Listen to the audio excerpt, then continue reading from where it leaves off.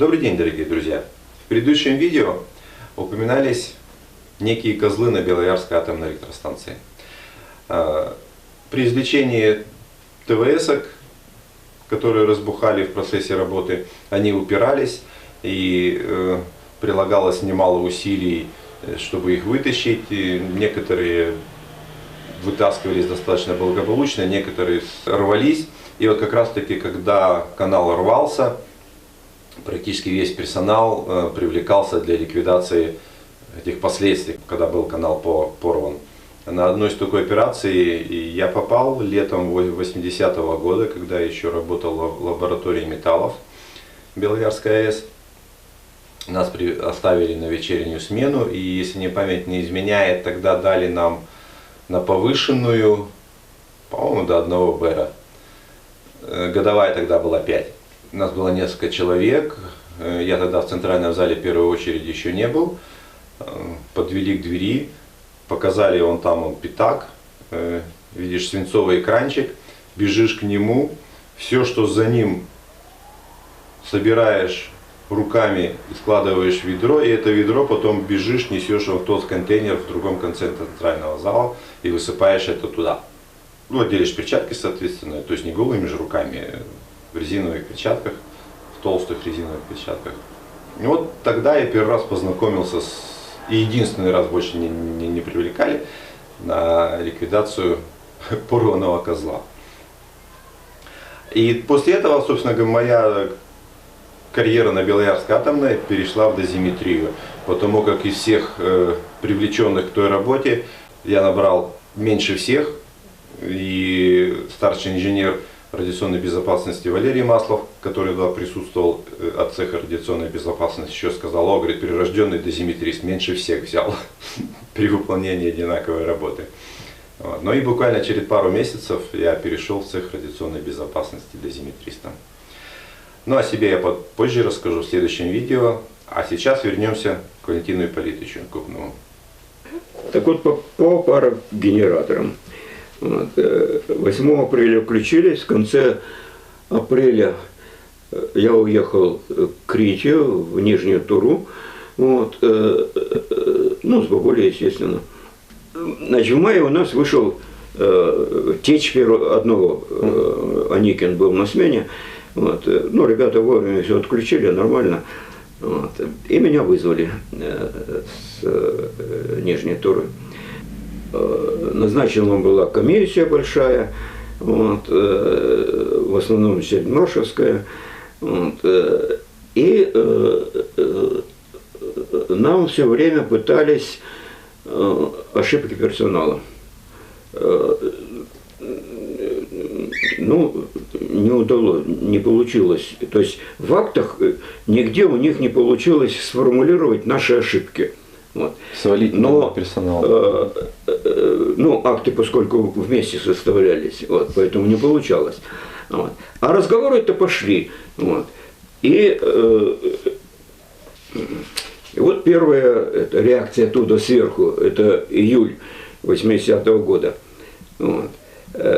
Кочетков, это СФИ, вот, научный руководитель наш, вот, мне рассказывал, вот, что в Средьмаше у Семенова, замминистра Славского был, вот, он нами занимался, Семенов, вот, был разговор про течи парогенератора, и Семенов там подчеркнул, что эксплуатации нужно скрупулезно соблюдать инструкции. Ладно, соблюдаем инструкцию. Вот. Это 15 июля. Вот. 21 июля Невский мне рассказывал, в Совмине, вот, рассматривали течи парогенератора. Семенов основной упор сделал на несоблюдении инструкции эксплуатации. Поехали дальше. Вот.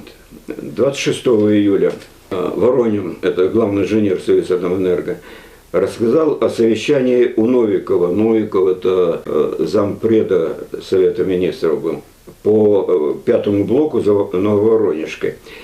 А Непорожний в ответ на вопрос об АН-600 неодобрительно отозвался о парогенераторах. Непорожний наш министр. Семенов полил эксплуатацию в ответ. Это все еще июль идет. Вот. И итог. Ноябрь 17-го в Среднемаше была встреча, и Семенов считает по парогенератору вот, замена металла, и конструкция подлежит ревизии. Вот с мая по ноябрь мы доказали все-таки этим ребятам, что ребята занимайтесь парогенератором. Вот. А мы его нормально будем эксплуатировать. Вот. У нас 7 или 8 штук модулей вышло за вот этот 80-й, я не помню сейчас по годам. Вот. Но где-то уже к концу моей работы на Белоярке они уже нормально работали. Вот. Они полностью заменили конструкцию приварки трубок к трубной доске. Вот. Ну, Семенов тут по металлу пишет, но я не помню, чтобы металл там поменяли. Вот. Ну, неважно. Вот. То есть поменяли это. А вначале ведь на ДБ стали и ЗИО, этот Подольский машиностроительный завод, и конструктор, естественно, вот, парогенераторов конструктор. Не, ну привет. Натриева. Ну привет. Ну, нет, такое тоже надо рассказывать. Не, ну пояснить надо чуть-чуть, что там натрий был. Значит, в чем сложность? В реакторе, да сложности нет, Саша. В реактор, вот, это банка такая, вот, там натрий. Вот. Насосы стоят, теплообменники.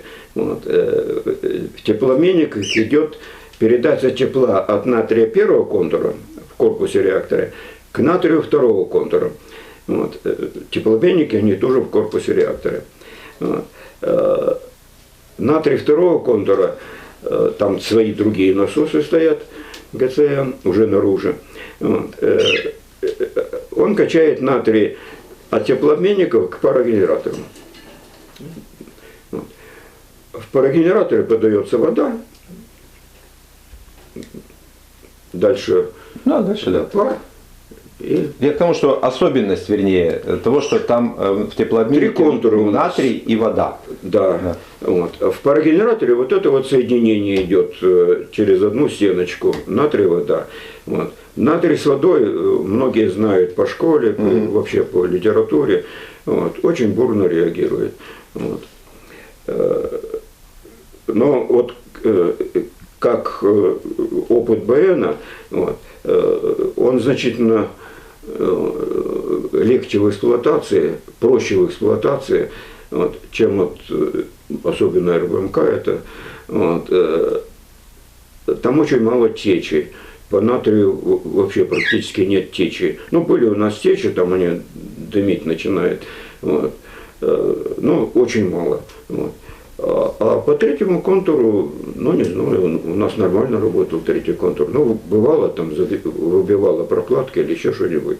Вот. Но, в принципе, нормально работал. Ну и маршзал получается чистый.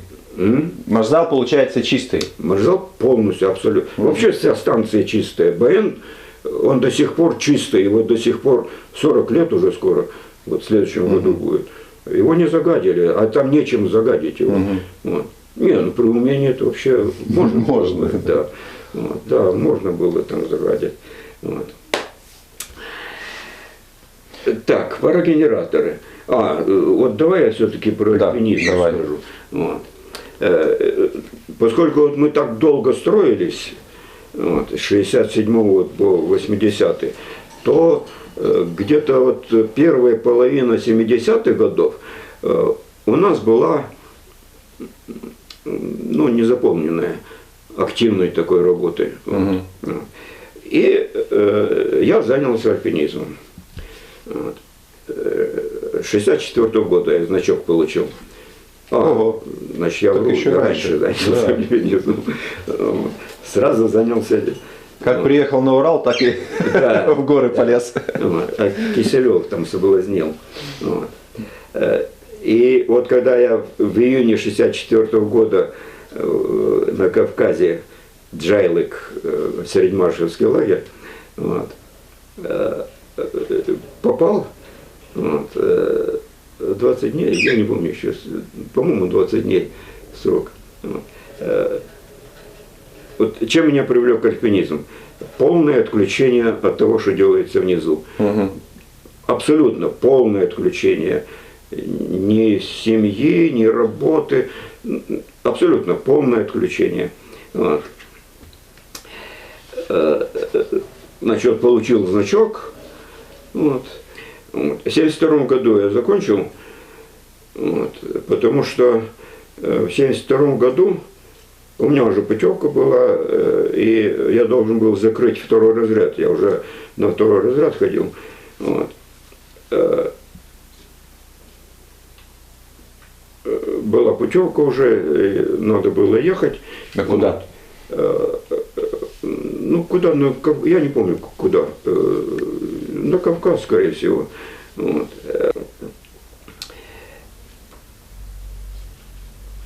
А как раз где-то недели-две до моего отъезда погиб наш друг, и бабуля его знала, вот, погиб на Памире или на Тяньшане, ну там на востоке он погиб. Вот. И бабуля все. Это не... Ермоленко, Сергей Ермоленко, да ты вряд ли его знаешь. Вот.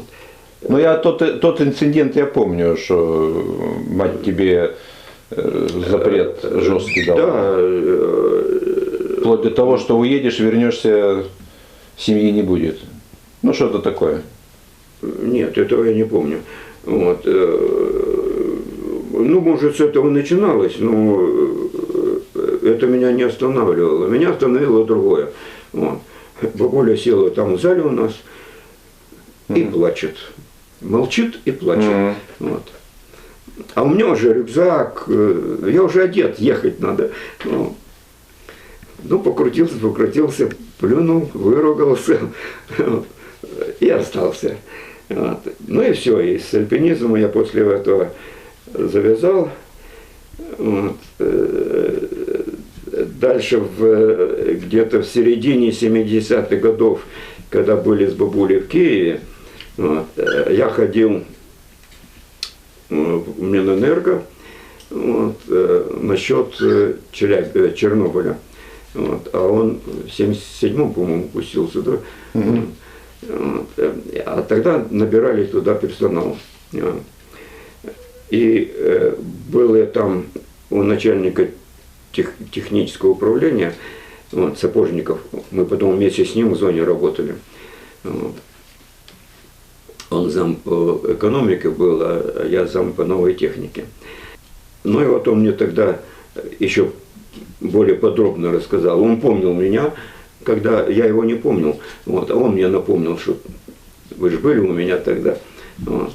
Да ты не знаешь Сапожникова. Не знаю. Это с комбинат еще тогда. НПО Припять, комбинат. Вот.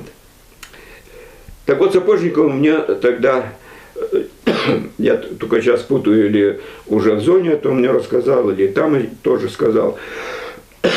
Он мне сказал, что и не ходите, и не проситесь. Вот. Мы здесь комплектуем только своих. Вот. А вы варяг с Урала. А вы варяг. Но на станции, между прочим, были много оттуда, с Красноярска ребят. Вот. Поэтому ну, не всю правду он мне тогда говорил. Ну, короче, отказ я получил. И слава тебе, Господи. И слава Богу. Да. Вот. Потому что когда... Ну, на АМБ, АМБ это, ну, будем говорить, прототип, такой условный прототип РБМК. Вот. Чистые прототипы РБМК – это эти аппараты в Средмаше, в Челябинске, в Красноярске для плутония, выработка для плутония. Вот. Вот там очень много оттуда взято. Вот. Так вот, когда я с Челябинска, когда закрыли полностью БН, вот, и я уже уезжал оттуда, то Филимонцев, Союзатомэнерго, предлагал меня главным инженером на эту ЧАЭС. Вот. А там как раз, это был 89-й год, и там еще главных и директоров по дозам меняли. Вот. Я не помню, естественно, кто был там главным. Вот. Значит, пришла пора его менять, и мне предлагал Филимонцев туда главным. Вот. Я наотрез отказался, что РБМК это непонятно что. Вот. Не мое. Давай в зону. Вот. Ну и вот я в 89-м в зону поехал.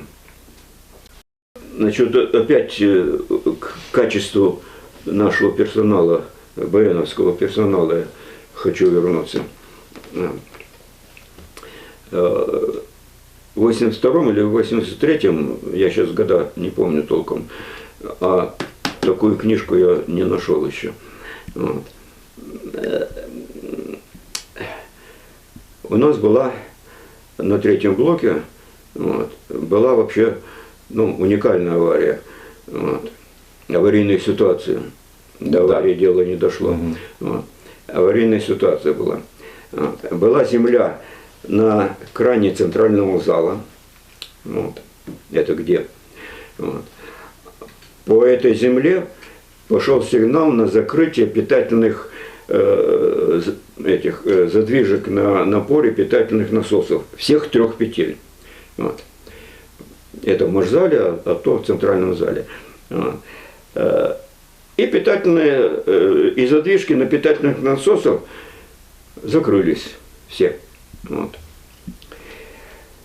Начальник смены Каменских Валерий, уже не живой, вот, дает команду: глуши аппарат. Вот. Это мне Каранов вот буквально месяц тому назад рассказал уже подробности, как там было. Вот. А до этого я знал чисто официальную сторону. А теперь расскажу, как мне Каранов рассказал, как было на самом деле. Вот еще раз говорю, вот качество персонала. Вот. Значит, Каменский дает ему команду: глуши аппарат. Вот.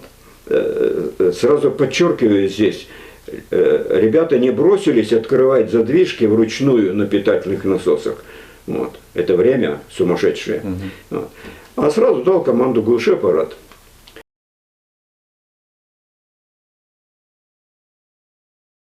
Вот. Ну, много чего. То есть там на третьем блоке хорошую школу прошел персонал. И весь персонал, и дежурный, и административный.